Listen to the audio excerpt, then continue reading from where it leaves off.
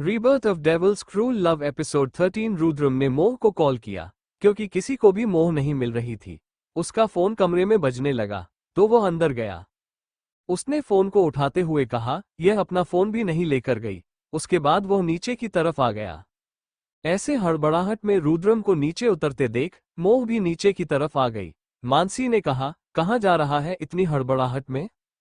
रुद्रम ने कहा, मोह नहीं है घर पर। ये सुनकर मानसी ने कहा, यही कहीं होगी। इतनी बड़ी हवेली है, घूमने गई होगी। वैसे भी कहाँ उसने ये पूरी हवेली आज तक देखी है? रुद्रम इस पर रुक गया और उसने अपने आदमियों को कहा, तुरंत पूरी हवेली को छान मारो। मानसी ने कहा, टेंशन क्यों ले रहा है इतनी? रुद्रम ने कहा, माँ, टेंशन लेने वाली बात है, इसीलिए ले रहा हूँ। शायद उसे पता था कि टेंशन क्यों है। उसने मोह से कहा, तुम्हारे पापा इस वक्त कहाँ हैं? मोह ने कहा, मतलब? रुद्रम ने कहा, मतलब नहीं। तुम मुझे बताओ कि तुम्हारे पापा कहाँ हैं इस वक्त? मोह को समझ में नहीं आया और उसने कहा, उनका मोह के यहाँ से जाने में क्या काम? तभी वहां पर रुद्रम के आदमी आए और उन्होंने कहा, सर, मैडम यहाँ नहीं है। हमने पूरी हवेली अच्छे से चेक कर ली है। रुद्रम मोह की तरफ पलटा और बोला, कहाँ है तुम्हारा बाप? मोह ने कहा, मुझे नहीं पता, मुंबई में होंगे ना, और कहाँ होंगे? रुद्रम गुस्से से चिल्लाया, मैंने पूछा, कहाँ है सत्येंद्र बत्रा? रुद्रम ने गुस्से में नाम ले दिया था और मोह उसके चिल्लाने से घबरा गई थी, क्योंकि उसे पूरा शक था कि उसका बाप ही उसे लेकर गया है। मोह ने कहा, तुम ऐसा क्यों सोचते हो कि पहल को मेरे पापा लेकर गए हैं? रुद्रम उसके पास आया और उसकी कलाई पकड़ते हुए उसे मोड़ते हुए बोला, क्योंकि मुझे पूरा यकीन है कि सत्येंद्र बत्रा ही मेरी मोह को लेकर गया है। मोह ने इस पर गुस्से से कहा, तुम मेरे पापा के बारे में ऐसा नहीं कह सकते। मैं जानती हूँ कि रणधीर के पापा के दोस्त हैं वह, लेकिन वो कभी भी तुम्हारी मोह को नहीं उठाएंगे।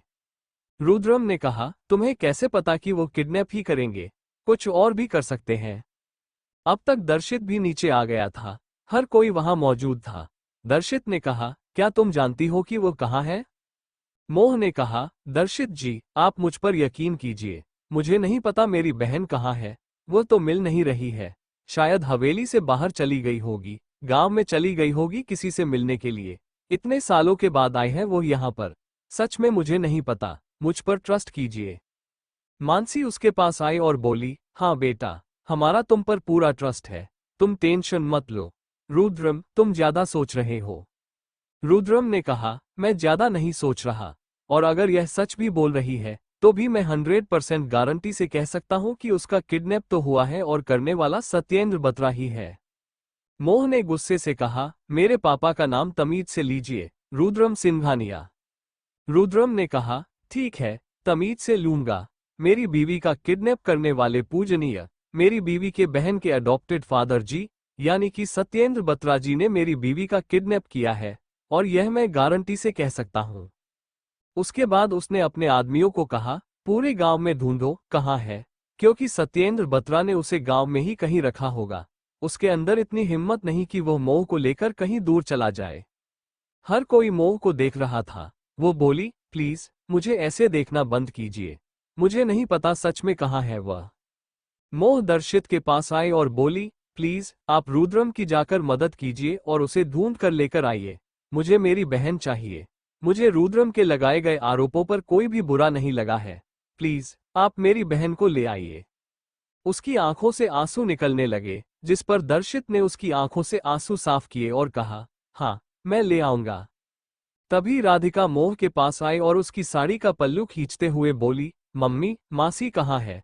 वह नहीं दिख रही मुझे। माहिर भी बोला, हाँ मम्मी, मासी कहाँ है? उनकी तो आज वह है ना, क्या बोलते हैं सब, सांग सांग। ज्योति ने कहा, सांग नहीं, सगाई। मोह अपने घुटने पर आए, फिर दोनों को अपने गले से लगाया और कहा, मुझे नहीं पता कहाँ है तुम्हारी मासी, और प्लीज अपने मौसा जी को बोलो कि मुझ पर आरोप लगाना बंद करें। मैंने कुछ नहीं किया उसके साथ। मोह को आरोपी जैसा महसूस करवाया जा रहा था। उसे नहीं पता था कि मोह का किडनैप उसके पापा ने किया है या फिर किसी और ने, लेकिन वह यही प्रार्थना कर रही थी कि यह आदमी सत्येंद्र तो बिल्कुल भी ना निकले। वहीं दूसरी तरफ गांव के एक गोदाम में बहुत तरक्की हो गई थी। गांव में ट्रैक्टर्स आ गए थे, कुछ लोगों ने गाड़ियां भी खरीद ली थी। मोह बेहोश पड़ी हुई थी। उसका वो क्रीम कलर का सूट मैला हो गया था। उसके हाथ और पैर पर पट्टी बंधी हुई थी और मुंह पर भी रुमाल बंधा हुआ था। तभी अचानक से किसी ने शटर को ऊपर किया और मोह को देखने लगा। वो उसे गहरी निगाहों से देख रहा था। रोशनी पड़ते ही मोह की भी आंखें खुल गईं। उसने जब अपने आप को एक अलग जगह पर देखा तो वो हैरान हो गई। उसे अपनी गर्दन पर काफी दर्द सा महसूस हुआ। शायद जो इंजेक्शन उसे लगाया था उससे ही उसे दर्द हुआ था। उसने अपनी गर्दन पकड़ना चाहा, लेकिन तभी उसे अपने हाथ बंधे हुए महसूस हुए। उसने अपनी आंखों को ठीक से खोलकर देखा तो उसके हाथ बंधे हुए थे। वो अपने आप को ऐसी जगह देखकर हैरान हो गई और चिल्लाने लगी, लेकिन उसके मुंह से सिर्फ आवाज निकल रही थी, कोई शब्द नहीं निकल रहा था। तभी उसे शटर के पीछे एक खाली परछाई नजर आई। धूप की रोशनी थी, इसीलिए उसे उस शख्स का चेहरा नहीं दिख रहा था। वो अभी भी अपनी चीखों से निकलने की कोशिश कर रही थी। उसकी आवाज में एक ही सवाल था, कौन हो तुम और मैं कहाँ हूँ? वो आदमी वहीं खड़ा था और बोला, वेलकम डार्लिंग, कैसी हो? बहुत समय के बाद मिली मुझे। मुझे पता है कि तुम्हारा बाप सत्येंद्र बत्रा और तुम्हारा वह दूसरा पति दर्शित माहेश्वरी तुम्हें ढूंढ रहा होगा कुत्ते की तरह, पर कोई बात नहीं, मिल जाएगी तुमसे बहुत जल्द। पहले शादी तो कर लूं तुमसे। मोह को समझ नहीं आ रहा था कि यह कौन है। तभी उस शख्स ने अपने कदम आगे बढ़ाए। मोह अभी भी हैरानी से उसे देख रही थी, क्योंकि वह उसे पहचान नहीं पा रही थी। उस शख्स का चेहरा मोह के सामने आ गया और उसने कहा, मुझे भूल गई क्या? मोह अब भी कंफ्यूजन में देख रही थी, जिस पर उस आदमी ने उसके मुंह से रुमाल हटाया। मोह ने गुस्से से कहा, कौन हो तुम और मुझे यहाँ क्यों लेकर आए हो? यह मेरे हाथ क्यों बंधे हैं? उस आदमी ने कहा, तुम्हारा किडनैप किया है मैंने। मोह ने गुस्से से कहा, कौन हो तुम? और मैं तुम्हारी कोई जान वान नहीं हूं, समझे? अगर मेरे पति को पता चला ना, तो वो तुम्हारी जान निकाल देंगे। वो आदमी बोला, ऐसे नहीं बोलते जान, गलत बात। भूल गई क्या मुझे? कॉलेज टाइम में मैं तुम्हारे साथ था। तुमने कहा था कि तुम मुझसे शादी करोगी। आई नो कि तुमने प्रैंक किया था अपने दोस्तों के साथ मिलकर, पर मैंने तो उसे असली मान लिया था ना, जान। पर तुमने क्या किया? रणधीर चौधरी से शादी कर ली, लेकिन वह मर गया। मैंने सोचा कि मेरा रास्ता साफ है, लेकिन नहीं, ज्यादा टाइम नहीं हुआ और तुमने दर्शित माहेश्वरी से शादी कर ली। मोह ने कहा, दर्शित माहेश्वरी? वो मेरी दीदी के साथ थे। उस आदमी का चेहरा एकदम सख्त हो गया और उसने कहा, दीदी? तुम्हारे कहने का मतलब क्या है? मोह ने कहा, दर्शित माहेश्वरी मेरी दीदी के पति है, मेरे नहीं। तभी मोह को ख्याल आया कि शायद यह आदमी शक्ल के कंफ्यूजन की वजह से उसे उठा लाया, जबकि वो दूसरे को उठाकर लाना चाहता था। मोह ने कहा, तुमने बहुत बड़ी गलती कर दी मुझे उठाकर। मैं वो नहीं हूं जो तुम समझ रहे हो। मेरा नाम मोह रुद्रम सिंघानिया है। मैं मिसेज मोह दर्शित माहेश्वरी नहीं हूं। उसने अपने आदमियों को देखा जो वहीं खड़े हुए थे और कहा, नहीं सर, यही है वह लड़की, और कोई था ही नहीं वहां पर। मोह ने कहा, दिख नहीं रहा होगा अंधे हो, लेकिन तुमने बहुत बड़ी गलती कर दी मुझे उठाकर। ना मैं तुम्हें छोड़ूंगी और ना मेरा पति तुम्हें छोड़ेगा। कभी नहीं छोड़ेगा बेटा, तू कुत्ते की मौत मरेगा। मोह अपने आप को अभी भी छुड़ाने की पूरी कोशिश कर रही थी। तभी उस आदमी ने अपना फोन निकाला और उसमें से एक फोटो दिखाया। शायद कॉलेज टाइम में उसने ये फोटो खींचा था। उसने वो फोटो मोह के सामने किया और कहा, ये तू नहीं है? मोह ने कहा, नहीं, मेरी बहन है ये। उस आदमी ने कहा, तेरी बहन तेरी जैसी दिखती है। खैर समझा क्या मुझे? उस प्रैंक को मैंने सच मान लिया है, जान, और शादी करूंगा मैं तुमसे, जैसा कि तुमने मुझे उस प्रैंक में कहा था कि तुम मुझसे शादी करोगी। मैं तुम्हारे बिना नहीं रह पाऊंगा। शादी कर लो। तो अब मैं शादी करूंगा। मोह ने कहा, ये बात मेरी बहन ने कही होगी, मैंने कभी नहीं कही किसी लड़के से। और बहुत अच्छा हुआ कि तुम मुझे लेकर आए, क्योंकि मैं तुझे छोड़ूंगी नहीं। मेरा हाथ खोल दे और बता कौन है तू जो मेरी बहन के पीछे पड़ा है? उस शख्स ने कहा, सच में लगता है कि तू उसकी जुड़वा है। मेरा नाम विद्युत है, विद्युत रघुवंशी, और अब तू ही मेरी दुल्हन बनेगी। वो नहीं तो तू ही सही। उसके बाद वह मोह के चेहरे के पास आया और उसकी एक उंगली से उसके चेहरे को छूते हुए बोला, वैसे तो भी बहुत खूबसूरत है। मोह ने अपना चेहरा चटकाया और बोली, मुझे हाथ मत लगा, और मेरे हाथ खोल वरना तेरे साथ अच्छा नहीं होगा। जो भी है तू, विद्युत। विद्युत इस पर बोला, अच्छा तो तेरे अंदर इतनी हिम्मत है, ठीक है। उसके बाद उसने अपने आदमी को देखा और कहा, जरा खोलना इसे, देख तो इसकी हिम्मत को। उसके आदमी ने आकर मोह के हाथ और पैर खोल दिए। जैसे ही आखिरी रस्सी खुली, मोह ने जोर से किक मारी, जिससे वो आदमी पीछे की तरफ गिर पड़ा। विद्युत ने हल्का सा तिरछा मुस्कुराते हुए कहा, काफी तीखी मिर्ची है तू, मजा आएगा तेरे साथ शादी करके और भी ज्यादा, क्योंकि तेरी बहन इतनी तीखी मिर्ची नहीं थी। वह जबान चलाती थी, लेकिन हाथ नहीं चलाती थी, पर तू जबान के साथ साथ हाथ भी चलाती है और मुझे यही चाहिए। मोह खड़ी हुई और अपने दुपट्टे को अपनी कमर पर बांधते हुए बोली, एक बार मेरे पति को आ जाने दे, उसके बाद देखते हैं किसके हाथ चलते हैं और किसकी जबान। उसके बाद उसने जोर से विद्युत के सीने पर धक्का देना चाहा, तो विद्युत ने उसकी दोनों कलाई पकड़ ली और उसे मोड़ दिया, जिससे मोह के हाथ उसकी कमर पर आ गए। विद्युत उसके चेहरे के पास आते हुए बोला, गलत बात जान, ऐसे अपने होने वाले पति पर हाथ नहीं उठाते। मोह ने गुस्से में कहा, मेरा हाथ छोड़। विद्युत ने कहा, अगर विद्युत रघुवंशी किसी का हाथ पकड़ लेता है, तो वह उसे छोड़ता नहीं, वो उसे अपना बना लेता है, और अब तो भी मेरी रहेगी। और क्या नाम बताया तूने अपने पति का? रुद्रम सिंघानिया। काफी अच्छा नाम है, उसे भी इनवाइट करूंगा मैं अपनी शादी में। उसके बाद उसने मोह को जोर से धक्का दिया, जिससे उसका सिर एक पत्थर से टकरा गया और खून बहने लगा। विद्युत ने अपने आदमियों को कहा, बांधो इसे, बहुत हाथ चलते हैं हमारी होने वाली बीवी के। उसके बाद वो बाहर आया और फोन करके किसी से कहा, लड़की तो हाथ लग गई मेरे, पर गलत लड़की हाथ लग गई, और अब मुझे यही चाहिए। दूसरी तरफ वाला आदमी बोला, तेरा दिमाग खराब हो गया है। दूसरी लड़की मतलब क्या? तो उसकी बहन को उठा लाया? विद्युत ने कहा, माफ करो, पर मुझे यही चाहिए, और पैसे मुझे इसी के देने हैं। विद्युत बात करके जैसे ही अंदर आया, उसके आदमी मोह के चेहरे से कपड़ा हटा चुके थे। एक तरफ सिर लगने की वजह से मोह वापस बेहोश हो गई थी। दूसरी तरफ रुद्र के आदमी पूरे गांव में फैल गए थे, लेकिन कहीं भी उन्हें मोह के बारे में कोई जानकारी नहीं मिल रही थी। सुबह से शाम हो गई, पर मोह उन्हें नहीं मिली।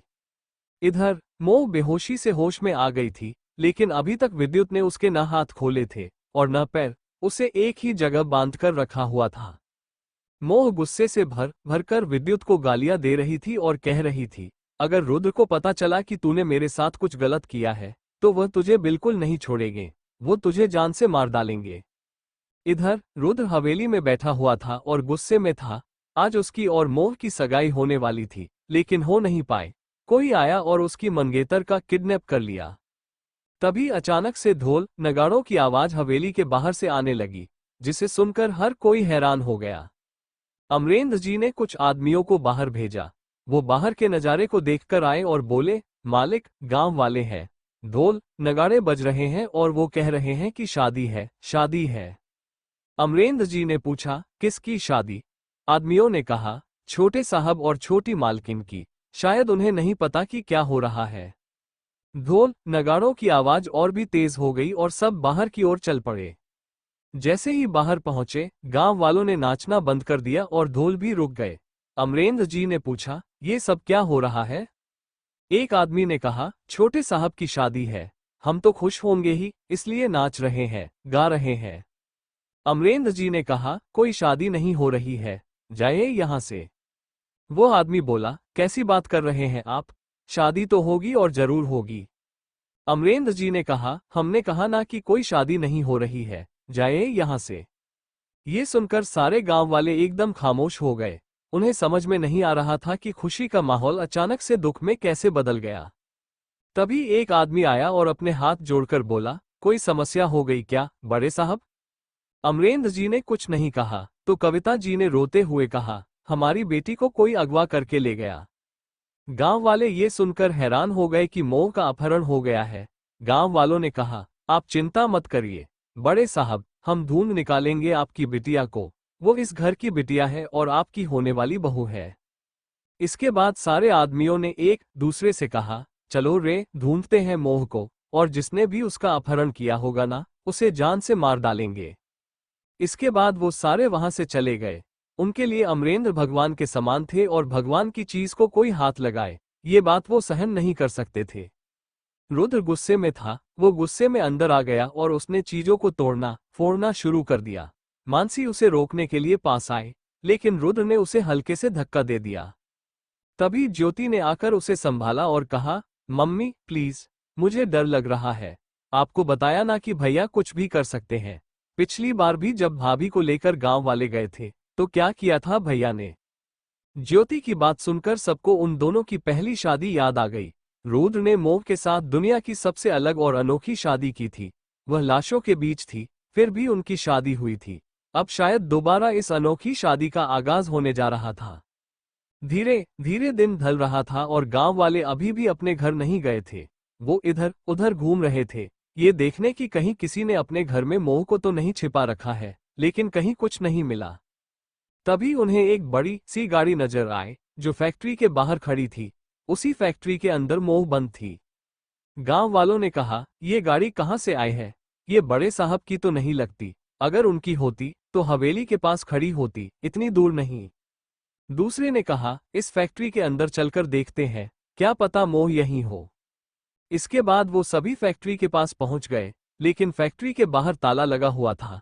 विद्युत मोह को वहां अकेला छोड़कर जा चुका था और यह गाड़ी उसके कुछ आदमियों की थी जो दूसरी तरफ छिपकर पहरा दे रहे थे। रात हो जाने की वजह से वे सभी नशे में धुत होकर सो गए थे। गांव वालों ने सोचा, ताले को तोड़ देते हैं। ताले को तोड़ने की कोशिश शुरू हुई। रुद्र के कुछ आदमी भी वहां मौजूद थे। उनमें से 2 आदमियों ने एक ही बार में गन शॉट से ताले को तोड़ दिया। अंदर मोह, जो अपनी आंखें बंद किए लेटी हुई थी, अचानक अजीब सा महसूस करने लगी, क्योंकि उसे गोली चलने की आवाज सुनाई दी। उसके मुंह से पहला शब्द निकला, बाबू साहब। तभी अचानक से दरवाजे के खुलने की आवाज आई। उसने अपनी आंखें बंद कर ली, इस उम्मीद में कि शायद विद्युत वापस आ गया हो। अंदर की तरफ घना सन्नाटा था। उन सब ने अपने कदम अंदर की तरफ बढ़ा दिए। उन दोनों आदमियों ने अपने फोन की टॉर्च जलाकर हर जगह देखा तो उन्हें एक जगह बुरी हालत में एक महिला मिली, जिसके हाथ और पैर को कसकर रस्सी से बंधा हुआ था। उसके पूरे कपड़ों पर धूल मिट्टी लग गई थी और सिर पर भी चोट लगी हुई थी, जिसे विद्युत में मरहम लगाकर ठीक नहीं किया गया था। वो दोनों जल्दी से भागकर उसकी तरफ गए और बोले, मालकिन। जैसे ही मोह मालकिन शब्द सुना, मोह ने अपनी आंखें खोल दी। सामने जब उसने रुद्रम के आदमियों को देखा तो उसने अपनी नजर को पीछे की तरफ किया कि उसे रुद्रम के आदमी नजर जाए, लेकिन रुद्रम वहां नहीं था।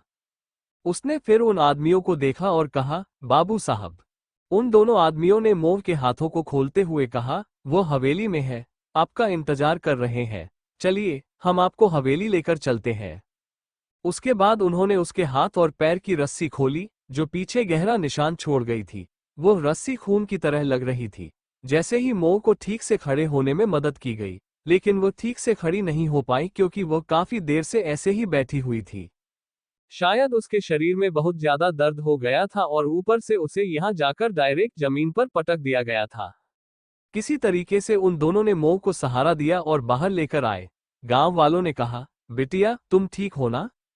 गांव वालों को वहां देखकर मोह को घबराहट हुई, क्योंकि उनके साथ उसका अनुभव कुछ खास अच्छा नहीं था। उसने अपने कदमों को पीछे ले लिया। तो एक आदमी ने कहा, हम उन आदमियों की तरह नहीं हैं, बेटा, चलो घर चलते हैं। उसके बाद वो उसे आराम से हवेली की तरफ लेकर जाने लगे। सभी पैदल आए थे और इसी वजह से उन्हें मोह को भी पैदल लेकर जाना पड़ा था। वो खुद से बिल्कुल चल नहीं पा रही थी और ऊपर से वो सुबह से भूखी और प्यासी थी। उसने कुछ भी खाया पिया नहीं था। उसे भूख बहुत लग रही थी और इसी वजह से उसके शरीर में कमजोरी आ गई थी। रात के 9 बजे के करीब उसे हवेली के बाहर लेकर आया गया। गांव वाले वहीं से उल्टे पैर अपने अपने घर को हो गए। वो दोनों आदमी मोह को लेकर किसी तरीके से हवेली के अंदर आ गए। किसी ने कुछ नहीं खाया था सुबह से, पर उनके अंदर थोड़ी बहुत एनर्जी थी, क्योंकि ज्योति ने और बिलारी ने सब कुछ खिला दिया था, लेकिन मोह ने कुछ नहीं खाया था। जैसे ही कृतिका की नजर अपनी भाभी पर गई, उसने कहा, भाभी। ये सुनकर सबने गेट की तरफ देखा और रुद्र तुरंत उठकर उसके पास आया और उसे अपने गले से लगा लिया। जैसे ही रुद्रम का सहारा मोह को मिला, वह बेहोश हो गई। शायद उसे नींद आ रही थी और उसे किसी अच्छे इंसान का या फिर अच्छी चीज का सहारा चाहिए था। रुद्र ने उससे सवाल किया, तुम ठीक हो? अट्रैक्शन कहाँ चली गई थी? किसने तुम्हारा किडनैप किया? इतना बुरा हाल किसने किया? मोह ने उसे नहीं पकड़ रखा था, सिर्फ रुद्रम ने पकड़ रखा था और उसके हाथ नीचे की तरफ लटके हुए थे। उसकी आंखें बंद थी। उसने कोई जवाब नहीं दिया, तो रुद्र ने उसे अपने आप से थोड़ा दूर किया, तो मोह का शरीर पीछे की तरफ लुढ़क गया। रुद्रम हैरान हुआ और उसने तुरंत मोह को अपनी गोद में उठाया और सीढ़ियों से अपने कमरे की तरफ ले जाने लगा। बाकी सभी भी कमरे की तरफ चले गए। कमरे में आते ही रुद्रम ने मोह को बेड पर लेटा दिया। गांव में अस्पताल की सुविधा भी अमरेंद्र जी ने कर दी थी और इसी अस्पताल से डॉक्टर को बुलाया गया था। उन्होंने अच्छे से उसे चेक किया और कहा, ज्यादा कुछ नहीं, शायद भूखे रहने की वजह से कमजोरी आ गई है और इसी वजह से वो बेहोश हो गई है। जैसे ही यह होश में आए, इन्हें कुछ खिला दीजिएगा और उनके हाथ पर मैंने दवा लगा दी है।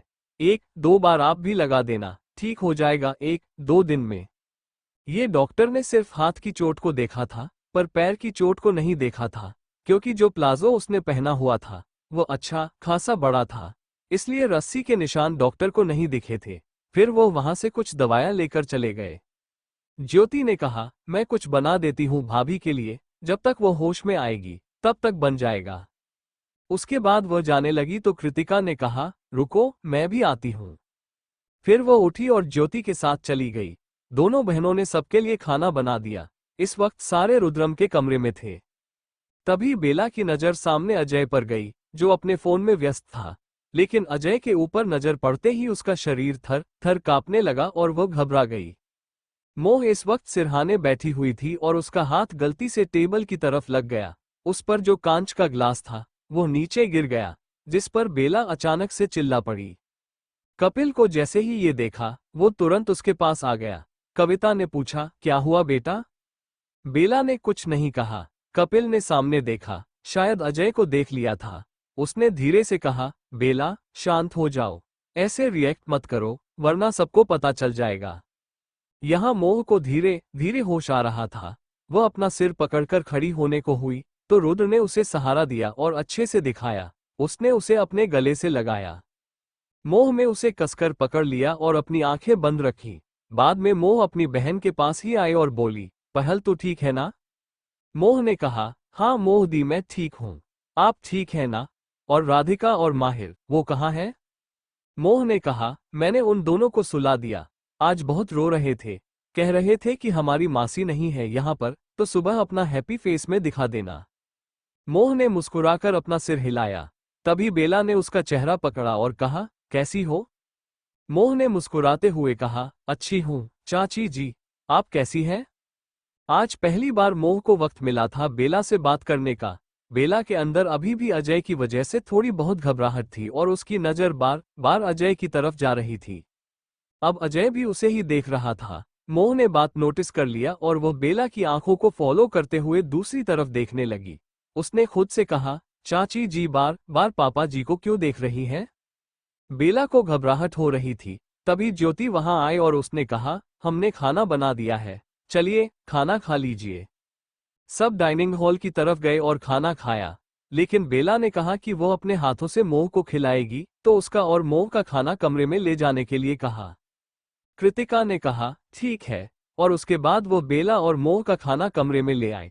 फिर खुद अपना खाना खाने के लिए नीचे की तरफ चली गई। मोह ने सवाल किया, आप इतनी घबरा क्यों रही हैं, चाची जी? ये सुनकर बेला ने कहा, नहीं तो मैं क्यों घबराऊंगी। अभी उसके अंदर घबराहट नहीं थी, क्योंकि भीड़ भी नहीं थी और ना ही वहां अजय था। मोह ने कहा, आप घबरा रही थी पापा जी को देखकर। मोह की बात सुनकर बेला के चेहरे का रंग उड़ गया। बेला मोह के शब्दों पर हैरान हो गई। मोह ने कहा, बताइए ना, कुछ किया है क्या पापा जी ने आपके साथ? आपको डांटा है, जिस वजह से आप इतना डर रही है? बेला ने मोह से नजरें मिलाते हुए कहा, नहीं, ऐसा कुछ नहीं है, तुम गलत सोच रही हो, चलो खाना खाओ। उसके बाद बेला ने मोह को अपने हाथों से खाना खिलाने के लिए पहला निवाला तोड़ा और उसके मुंह के पास लेकर आए। लेकिन मोह ने उसके हाथ को रोकते हुए कहा, आप मुझे अपनी बेटी मानती हैं? बेला ने मोह के चेहरे को छूते हुए कहा, हाँ मानती हूँ, तभी तो अपने हाथों से खिला रही हूँ। माँ ही तो अपनी बेटी को अपने हाथों से खिलाती है। मोह ने अपना मुंह खोला और उस निवाले को खा लिया। फिर उसने एक और निवाला तोड़ा और उसे बेला के चेहरे के पास लाकर बोली, अगर आप मुझे अपनी बेटी मानती हैं तो बताइए ना कि क्या हुआ। बेला ने निवाला अपने मुंह में लिया और हैरानी से मोह को देखने लगी। उसने फिर कहा, कुछ नहीं हुआ है। इसके बाद उसने अपने सूट के दुपट्टे को अच्छे से अपने ऊपर ले लिया। मोह उसकी हर एक मूवमेंट को ध्यान से देख रही थी। मोह ने कहा, क्या किसी ने आपको गलत तरीके से छुआ है? बेला इस पर हैरान हो गई और मोह को देखने लगी। फिर बोली, तुम्हें कैसे पता? मोह ने कहा, अक्सर औरतें इस तरीके से अपना दुपट्टा किसी औरत के सामने भी तभी ऊपर करती हैं जब उनको किसी ने गलत तरीके से छुआ हो। क्या पापा जी ने छुआ है? मोह को नहीं पता था कि अजय ने उसके साथ कुछ गलत किया है या नहीं, पर उसे इतना जरूर पता था कि अजय कोई खास अच्छा आदमी नहीं था। उसने जरूर कोई बुरा काम किया है बेला के साथ। मोह ने दोबारा सवाल किया, बताइए ना चाचा जी, कुछ किया है क्या पापा जी ने आपके साथ? मोह की बात सुनकर बेला की आंखों से आंसू आने लगे थे, लेकिन वो अभी भी उसे नहीं बता रही थी, क्योंकि उसे मना किया गया था बताने के लिए। मोह ने उसके कंधे पर हाथ रखा और वो बोली, अगर आप बेटी मानते हैं तो बता दीजिए, नहीं तो मैं अकेली खा लेती हूँ अपना खाना। उसने प्लेट बेला के हाथ से ली और अपने आप खाने लगी। बेला उसे देखती रह गई और फिर अचानक से बोली, मेरा रेप हुआ है। ये बात उसने मोह के पास आकर कही और जैसे ही मोह ने ये सुना, वह हैरान हो गई। वह हैरानी से तुरंत बेला को देखने लगी और बोली, क्या? रेप? किसने किया? चाचा जी ने? बेला ने तुरंत अपना सिर नामे हिलाया और कहा, नहीं, लोग कहते हैं ना कि पति भगवान होता है। सच में, मेरा पति भगवान है। मेरे साथ इतना कुछ हो गया, लेकिन उसने मुझे छोड़ने के बजाय प्यार किया।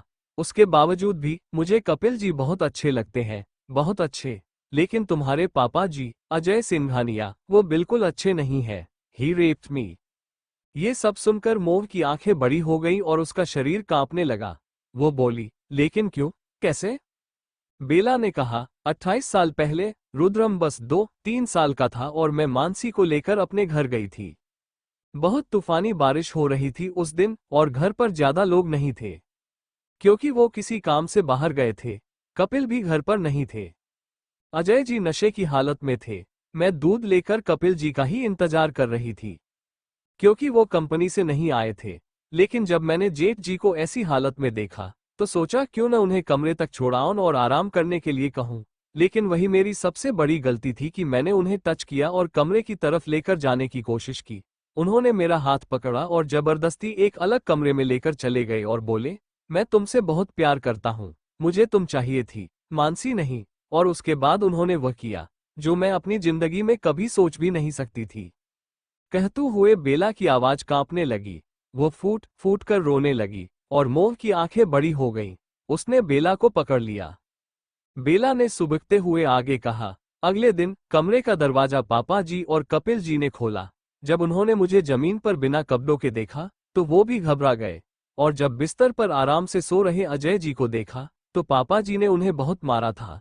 उसी दिन कपिल जी ने फैसला कर लिया कि वह मुझे लेकर अमेरिका चले जाएंगे। अमेरिका पहुंचने के बाद मुझे पता चला कि मैं प्रेग्नेंट हूं। मोह ने कहा, क्या?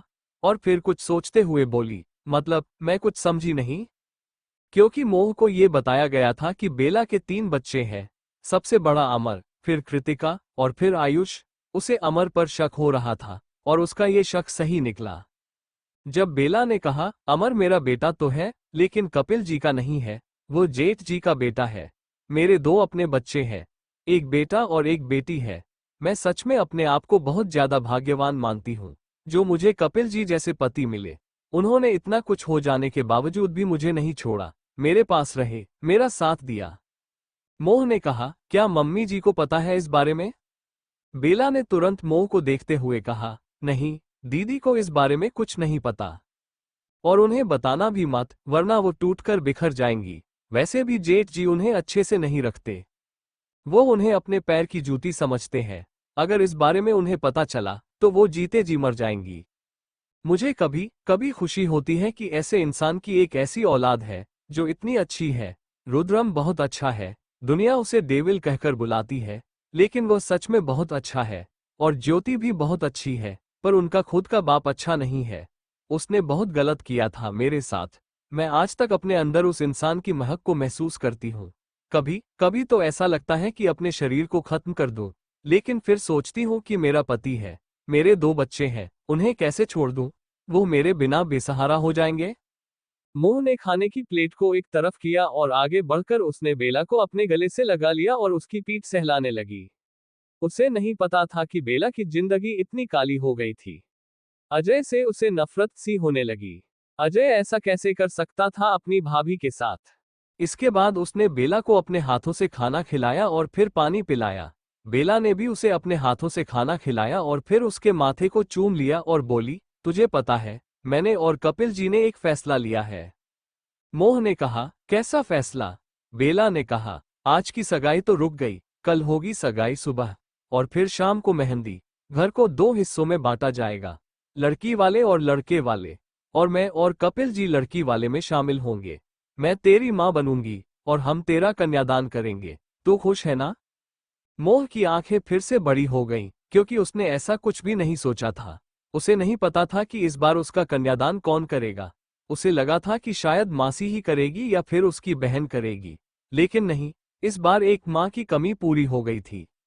मोह ने अपना सिर बेला के गले से लगाकर थोड़ा सा रोना शुरू कर दिया, क्योंकि उसे कभी माँ का प्यार ढंग से नहीं मिला था। थोड़ी देर बाद उसने जूठी प्लेट उठाई और बाहर चली गई। मोह बैठ के सिरहाने से टिक कर बैठ गई और अजय के बारे में सोचने लगी। उसे अब अजय बिल्कुल भी अच्छा नहीं लग रहा था। पहले उसे अजय थोड़ा अजीब लगता था, लेकिन अब हल्की हल्की नफरत जाग गई थी और उसे नहीं पता था कि अमर किस तरह का इंसान है। अपनी माँ की तरह उलझा हुआ या फिर अपने बाप की तरह बेकार।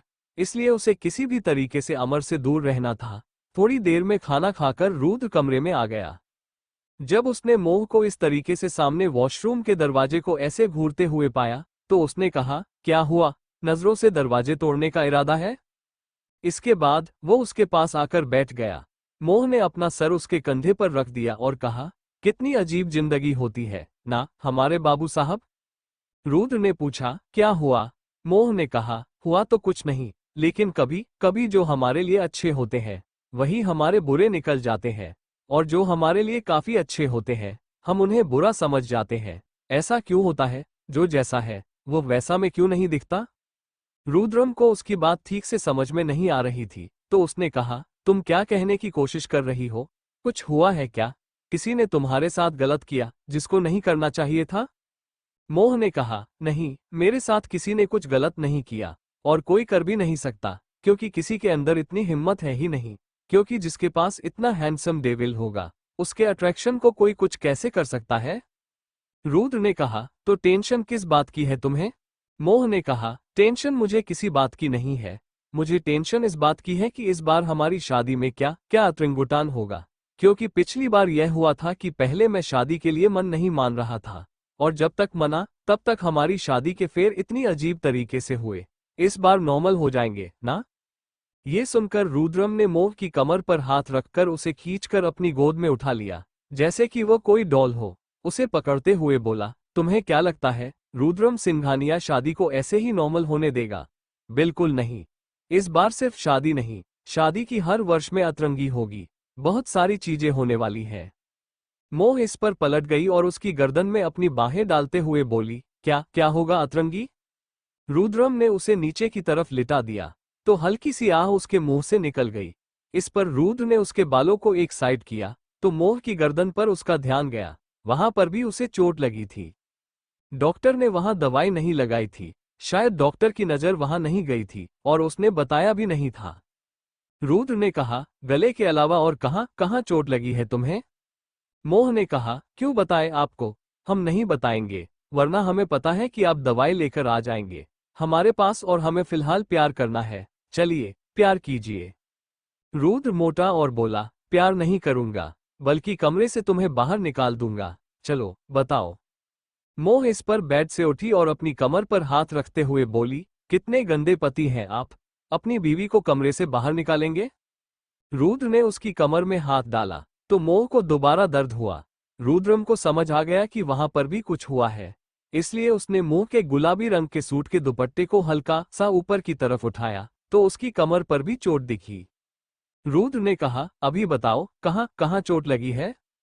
मोह ने कहा, पैरों पर लगी है और एक थाई पर थोड़ा सा घाव आया है, बाकी और कहीं नहीं लगी। कहते हुए मोह अपनी आंखों को मटका रही थी, जिस पर रुद्रम को तुरंत समझ आ गया कि वह झूठ बोल रही है। वो बोला, बताओ मुझे। मोह ने कहा, खुद देख लो, मैं नहीं बताऊंगी, मुझे शर्म आ रही है। फिर उसने कमरे के दरवाजे को बंद कर दिया और जितनी भी खिड़कियां थीं, उनकी पर्दों को लगा दिया। फिर एकदम से मोह के पास आया और उसके कपड़ों को झटका से फाड़कर उसकी बॉडी से अलग कर दिया, जिस पर उसके मोह की पूरी बॉडी सामने आ गई और वह तुरंत आगे बढ़कर मोह के गले लग गया। लेकिन इतने में ही रुद्रम को उसकी सारी चोट नजर आ गई थी। रुद्रम ने कमरे का दरवाजा बंद किया और फिर पलटकर एकदम से मोह के पास आकर उसके पिंक कलर के सलवार सूट को फाड़ दिया। इस पर मोह बिल्कुल हैरान हो गई। आगे बढ़कर उसने रुद्रम को गले से लगा लिया। रुद्रम ने अपनी नजर उसकी पीठ पर घुमाई, जहां कुछ कुछ जगह चोट के निशान थे। उसने सवाल किया, तुमने डॉक्टर को क्यों नहीं बताया कि तुम्हें कहाँ कहाँ चोट लगी है? मोह ने उसे कसकर पकड़ते हुए कहा, अच्छा, तो मैं डॉक्टर को ये बोलती कि मेरी पीठ पर घाव है और आप यहाँ पर दवाई लगा दीजिए।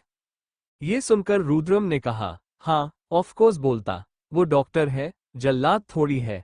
तुम्हारी पीठ का घाव ठीक करते हुए बढ़ते नहीं। इस पर मोह उससे थोड़ा दूर हुई और उसके चेहरे को देखते हुए बोली, आपको लगता है कि मैं डॉक्टर को अपने आप को छूने देती? बिल्कुल भी नहीं छूने देती। वो वापस उसके गले लग गई। रुद्रम ने कहा, मुझे भी कौन सा छोड़ देती हो? मोह का चेहरा इस पर बिल्कुल लाल हो गया, शायद गुस्से से।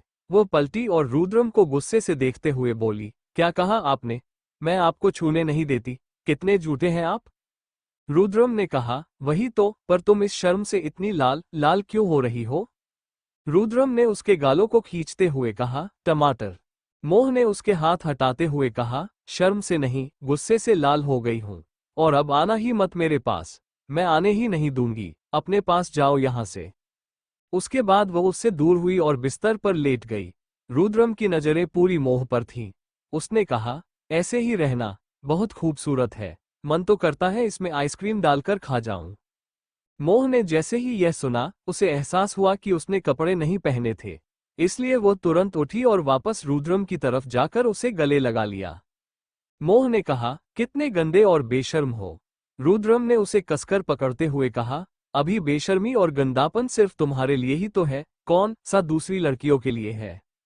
वो इस पर वापस उससे थोड़ा दूर हुई और उसके चेहरे को देखते हुए बोली, दूसरी लड़कियों के लिए बनना है ना? तो बनकर दिखाइए।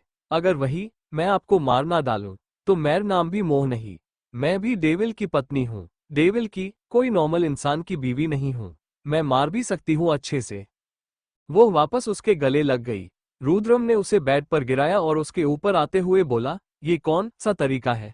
नाराज भी हो और मेरे गले भी लगी हुई हो? मोह ने कहा, आप ही की कारस्तानी की वजह से।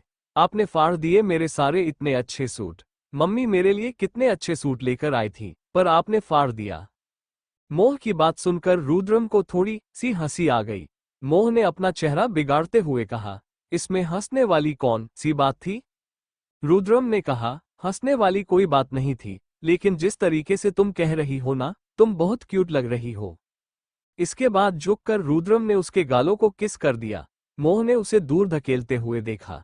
इसके बाद उसने ब्लैंकेट को खोला और उसे अपने ऊपर ले लिया और कहा, अब दूर हो जाओ मुझसे। वो एक तरफ करवट लेकर सो गई। तभी उसे अपनी कमर में दर्द हुआ और उसने अपनी आंखों को कसकर बंद कर लिया। दर्द में उसके होंठ दांतों तले दब गए, लेकिन उसने दर्द भरी आवाज नहीं निकाली। रुद्रम के भी एक्सप्रेशन थोड़े गंभीर हो गए। उसने ड्रॉअर में से दवाई निकाली और ब्लैंकेट को उसके ऊपर से हटाया। मोह ने तुरंत ब्लैंकेट को वापस अपने ऊपर लिया। रुद्रम ने उसे वापस हटाया। मोह ने कहा, क्या कर रहे हो? मुझे सोना है। रुद्रम ने उसकी कलाई पकड़कर उसे उठाया और कहा, बाद में सो जाना। इसके बाद उसने दवाई को हाथ में लिया और उसकी तरफ बढ़ने लगा। मोह ने वापस लेटते हुए कहा, मुझे नहीं लगवानी आपसे दवाइयां। मुझे डॉक्टर को बताना चाहिए था। रुद्रम ने उसकी कमर पर हाथ रखा। उसकी ठंडी छुअन से मोह थोड़ी सी पिघल गई और उसकी आंखें कसकर बंद हो गईं। रुद्रम ने कहा, अब शांति से बैठी रहो। इसके बाद रुद्रम उसके पीछे आकर बैठा। उसने अपने पैरों पर उसे बैठाया और जहां जहां घाव थे वहां पर दवाई लगाए। रुद्रम के हाथ पहले से ही ठंडे थे, ऊपर से दवाई भी ठंडी थी, जिससे मोह को एक अजीब सा ठंडा और झंझनाहट भरा एहसास हुआ। उसे ऐसा लगा कि वह या तो मर जाएगी या फिर जन्नत में पहुंच जाएगी। रुद्रम बहुत धीरे धीरे उसकी चोटों को सहलाता रहा। उसने उसकी गर्दन पर हल्की चोट पर भी दवाई लगाई और फिर वहां अपने होंठ रखकर चूम लिया। इसके बाद रुद्रम उसके सामने आया। उसने उसकी दोनों कलाइयों पर दवाई लगाई और फिर उसके माथे पर दवाई लगाई। रुद्रम ने मोह को गले से लेकर नीचे तक पूरी तरह से देखा। उसकी नजरों की तपिश से मोह कांप गई और उसने अपने चेहरे को दूसरी तरफ कर लिया। रुद्रम की नजरें इंटेंसली उसे फॉलो कर रही थीं। फिर रुद्रम ने ब्लैंकेट को हटाया और जहां जहां उसके पैरों पर चोट थी वहां दवाई लगाए। इसके बाद रुद्रम ने दवाई वापस रख दी। उसने मोह को सीधा लेटाते हुए कहा, सो जाओ। मोह ने कहा, कपड़े?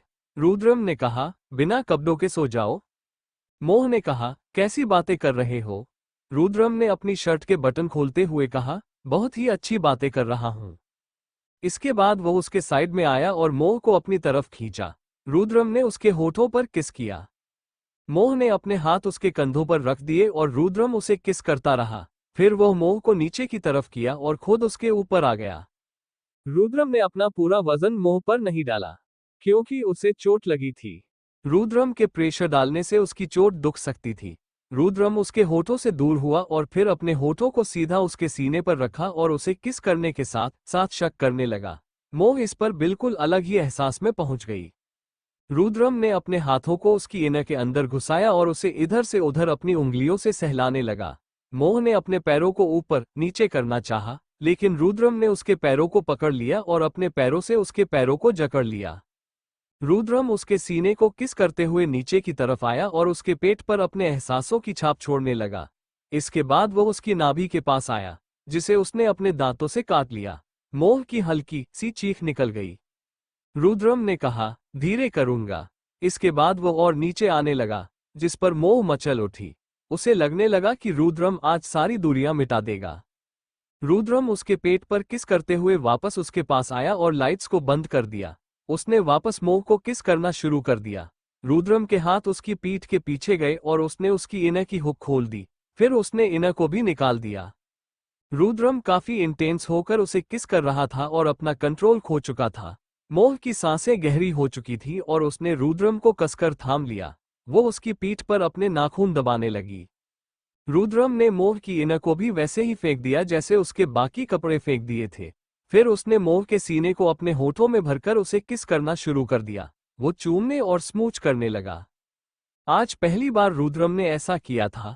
मोह ने अपने चेहरे को दूसरी तरफ कर लिया और अपने हाथों को तकिए की तरफ मोड़कर मुट्ठियों में बांध लिया। रुद्रम उसके सीने को लाल करने में लगा हुआ था। फिर वह वापस नीचे की तरफ आया और नीचे का इनर भी निकाल दिया। मोह को रुद्रम के होंठ अपने पैरों के पास महसूस हुए, जिस पर वह कांप गई और चिल्ला उठी। रुद्रम वापस उसके चेहरे के पास आया और उसके चेहरे को देखते हुए बोला, आर यू रेडी? मोह ने कुछ नहीं कहा, बस गहरी गहरी सांसें लेती रही। रुद्रम ने कहा, अगर रेडी नहीं हो तो बता दो। मोह ने कहा, सिर्फ एक दिन, कल हमारी सगाई है और सगाई के बाद मैं आपको पूरी तरह से खुद को सौंप दूंगी। सिर्फ एक दिन दीजिए मुझे संभलने का। रुद्रम ने उसके होठों को अपने होठों में लिया और उसके पैरों के पास अपने हाथों से उसे प्यार करने लगा। उसने कहा, ठीक है। इसके बाद रुद्रम ने उसके गले पर किस करते हुए उसे पूरी तरह से अपना बना लिया।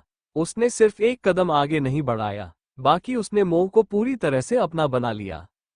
पूरी रात रुद्रम ने मोह को नहीं छोड़ा और ना ही वो दोनों सोए। रुद्रम ने मोह के साथ उसे एक छोटी जगह में भी पूरा कर दिया था, बस एक कदम आगे नहीं बढ़ा था।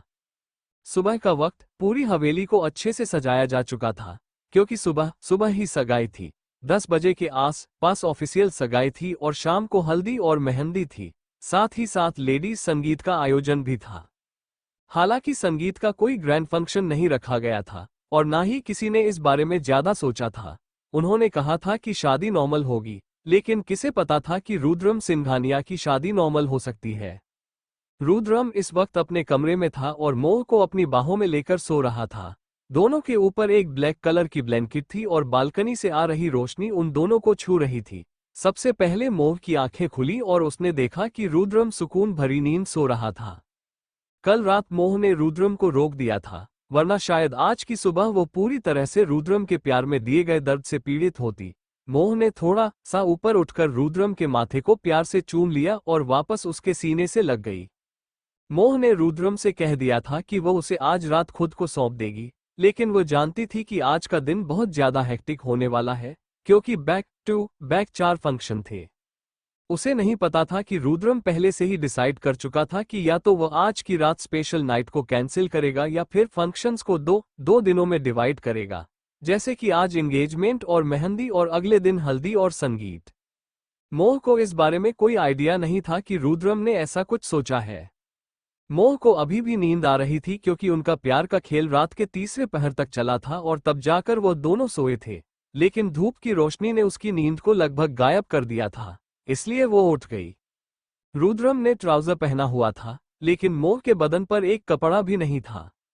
उसने ब्लैंकेट को ओढ़ना चाहा तो रुद्रम ने उसे कसकर अपने ऊपर खींच लिया और कहा, पूरे कमरे में सिर्फ मैं हूं और मैं ही तुम्हें देख सकता हूं, ऐसे ही जाओ और नहा लो। इसके बाद वो पेट के बल लेट गया। मोह खुद को देख रही थी। कमरे में और कोई नहीं था, लेकिन उसे बहुत शर्म आ रही थी, इसीलिए वो जल्दी से वॉशरूम की तरफ भाग गई।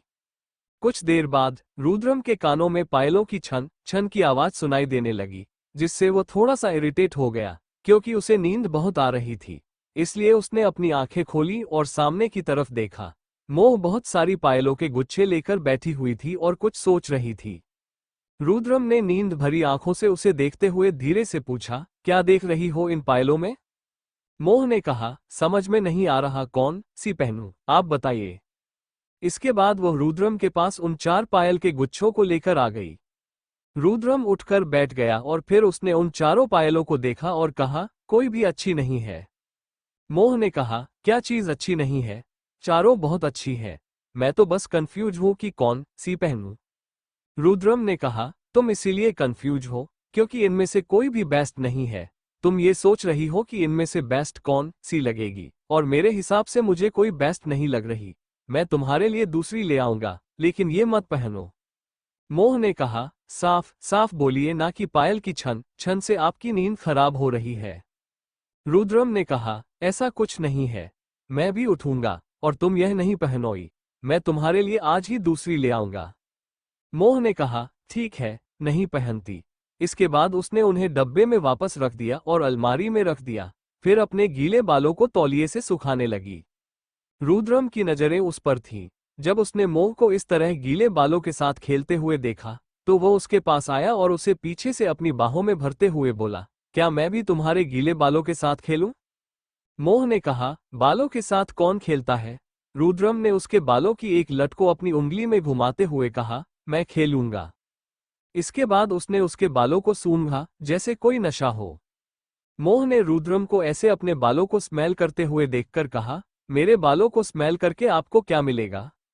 रुद्रम ने कहा, एहसास, तुम्हारा एहसास, जो कहीं खो गया है, पर मैं चाहता हूं कि अब वह एहसास वापस मुझे मिल जाए। कभी कभी ऐसा लगता है कि तुम मुझसे दूर चली जाओगी। मुझे बहुत डर लगता है, इसलिए तुम्हें अपनी बाहों में जकड़ने का बहुत मन करता है। और उसके बाद उसने कसकर मोह को अपनी बाहों में पकड़ लिया। मोह ने वैसे ही आईने में रुद्रम को देखते हुए उसके चेहरे को अपने दोनों हाथों से पकड़कर अपना चेहरा ऊपर की तरफ उठाकर पीछे किया और रुद्रम के चिन को किस किया। मैं आपको छोड़कर कहीं नहीं जाने वाली और कभी नहीं जाने वाली, मोह ने कहा। उसके बाद वह पलट गई और रुद्रम के सीने से लग गई। रुद्रम ने इस वक्त नहाया नहीं था और वह शर्टलेस था। रुद्रम के दिल की धड़कनों को मोह काफी आसानी से सुन सकती थी। मोह उसके सीने के पास और अच्छे से अपने कान को लेकर गई और बोली, जो आपकी दिल की धड़कन है ना, बिल्कुल म्यूजिक की तरह है, और मुझे बहुत अच्छी लगती है जब भी बजती है मेरे लिए। रुद्रम ने उसकी ब्लाउज की डोरी को खोलते हुए कहा, और मुझे तुम बहुत अच्छी लगती हो जब तुम मेरे लिए नाचती हो, गाती हो और खुलकर अपनी जिंदगी को जीती हो। फिर स्ट्रिप ब्लाउज की डोरी खुल गई और हल्का सा ढीला हो गया। मोह को भी एहसास हो गया था कि रुद्रम ने ब्लाउज की डोरी खोल दी है।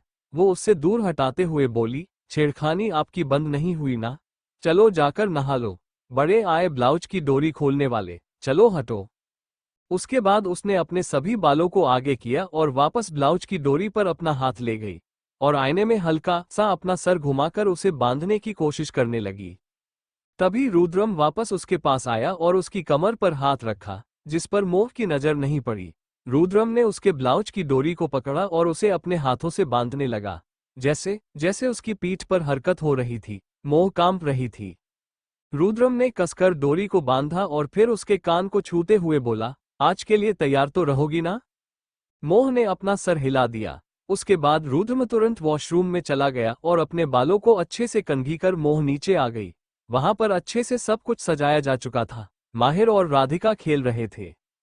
तभी वो दोनों मोह के पास आए और बोले, आप भी हमारे साथ खेलो ना मासी। मोह ने कहा, मैं क्या खेलूं आप दोनों के साथ। माहिर और राधिका एक दूसरे को देखने लगे और फिर बोले, लुका छिपी। मोह ने कहा, ठीक है, चलो छुप जाओ, मैं आप दोनों को ढूंढती हूं। उसके बाद वो दोनों वहां से जाने लगे। तभी माहिर ने कहा, अपनी आइज क्लोज करो और 10 तक काउंट करो। मोह ने मुस्कुराई और बोली, ओके। उसके बाद उसने अपनी आंखें बंद की और 1, 2, 3 ऐसे 10 तक काउंट किया। वो दोनों कहीं जाकर छुप गए। जब मोह ने अपनी आंखें खोली तो सामने ज्योति खड़ी थी। ज्योति ने कहा, क्या कर रही हो? मोह ने कहा, दोनों बच्चों के साथ गेम खेल रही हूं। उसके बाद वह आगे की तरफ गई और माहिर और राधिका को ढूंढने लगी, लेकिन वो शायद आंगन से कहीं जा चुके थे, इसलिए वो वहां पर जितने भी कमरे थे उनमें ढूंढने लगी। फाइनली उसे राधिका की फ्रॉक डाइनिंग टेबल के पास कुर्सी के पीछे नजर आए।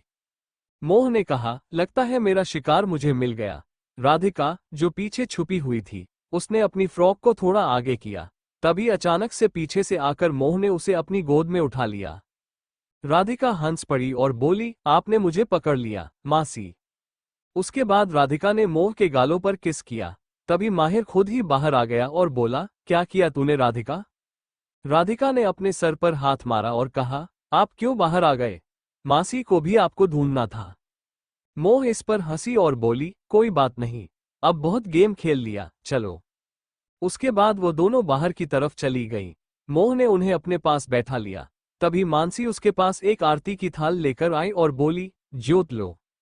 मोह ने ज्योत ली और उसे राधिका और माहिर को भी दिया। माहिर ने कहा, वैसे मासी, मम्मी ने कहा कि आप भी हमें एक बहन और एक भाई दोगे, कब दोगे? मोह इस पर खामोश हो गई और अपनी बहन को देखने लगी, जो फोन पर किसी से हंसते हुए बात कर रही थी। लेकिन उसने भी माहिर की बात सुन ली। वो बोली, माहिर, ऐसे नहीं बोलते।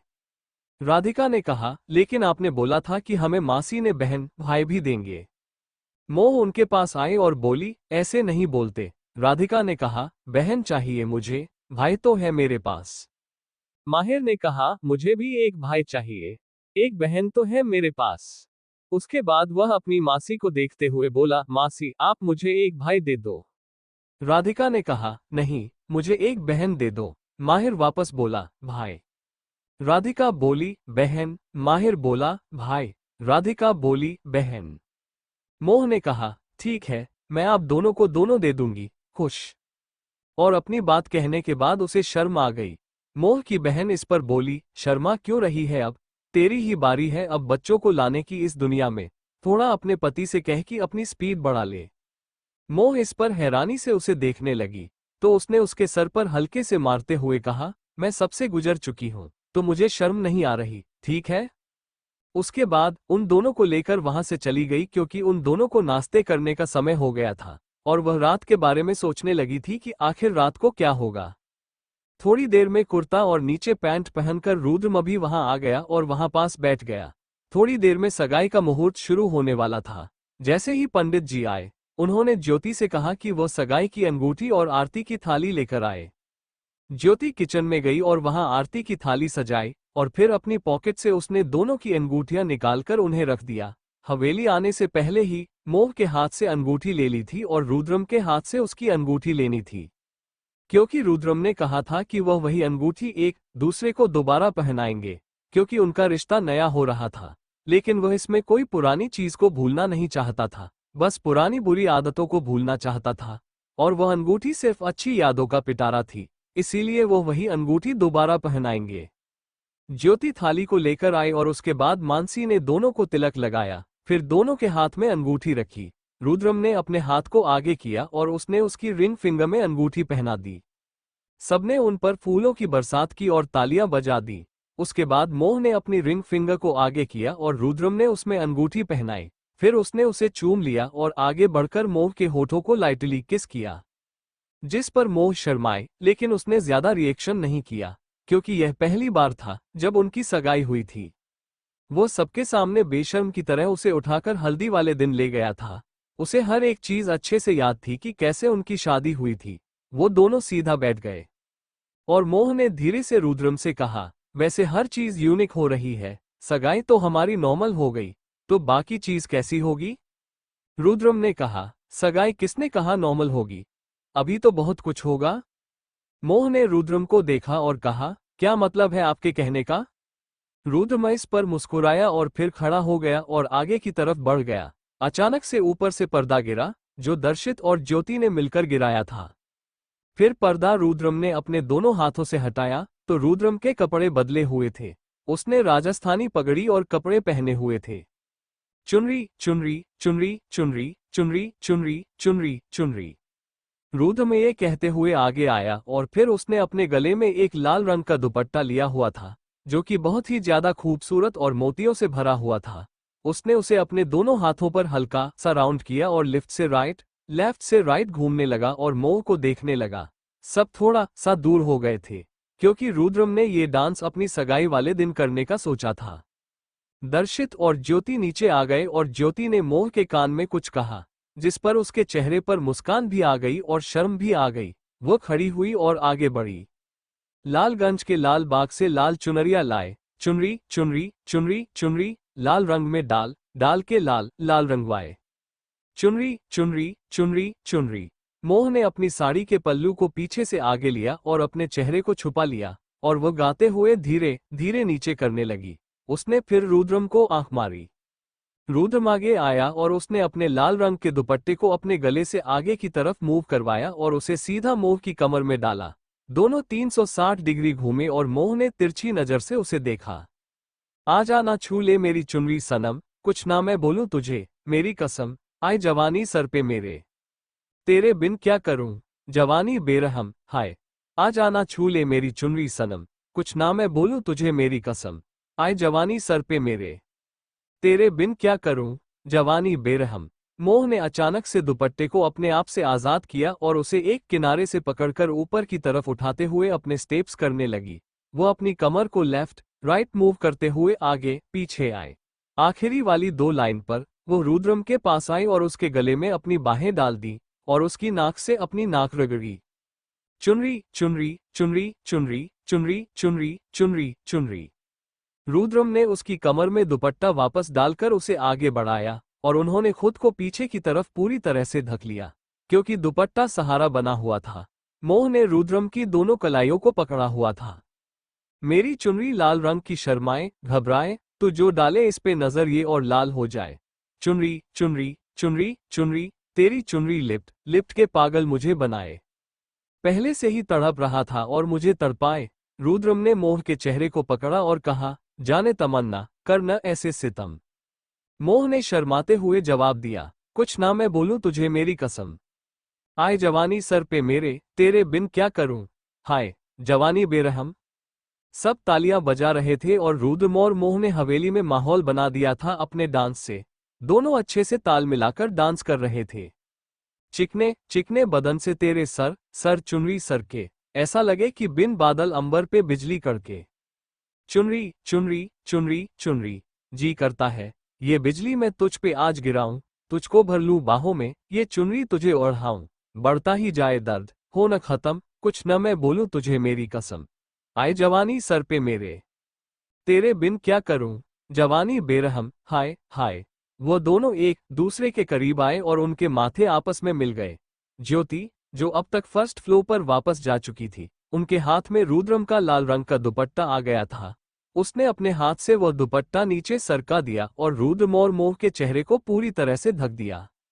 अब कोई भी उन दोनों को नहीं देख सकता था। सबको पता था कि क्या होने वाला है, इसलिए वो सब वहां से खिसक गए। रुद्रम और मोह मुस्कुराते हुए एक दूसरे को देखने लगे। रुद्रम ने अपना हाथ उठाया और मोह के चेहरे को पकड़ा, जिस पर वो और मुस्कुराए। रुद्रम ने धीरे धीरे आगे बढ़कर मोह के चेहरे को अपने चेहरे के पास लाया और उसे पैशनेटली किस करने लगा। मोह की आंखें बंद हो गईं। उसे ऐसा लग रहा था कि सब उन्हें देख रहे हैं, लेकिन ऐसा कुछ नहीं था। कोई भी नहीं देख रहा था, क्योंकि सभी जा चुके थे। रुद्रम ने अपनी बेशर्मी से उसे अच्छे से किस करने के बाद मोह की दोनों बाहों को और मजबूती से पकड़ लिया। मोह ने भी उस किस को पूरी तरह एंजॉय किया, इस बात से बेखबर कि घरवाले उन दोनों को देख रहे थे या नहीं। Thank you for listening. मुझे उम्मीद है आपको ये स्टोरी पसंद आई होगी। अगर आपको पसंद आई है तो प्लीज़ लाइक और कमेंट करना ना भूलें और मोर स्टोरीज के लिए सब्सक्राइब करें। मिलते हैं नेक्स्ट वीडियो में।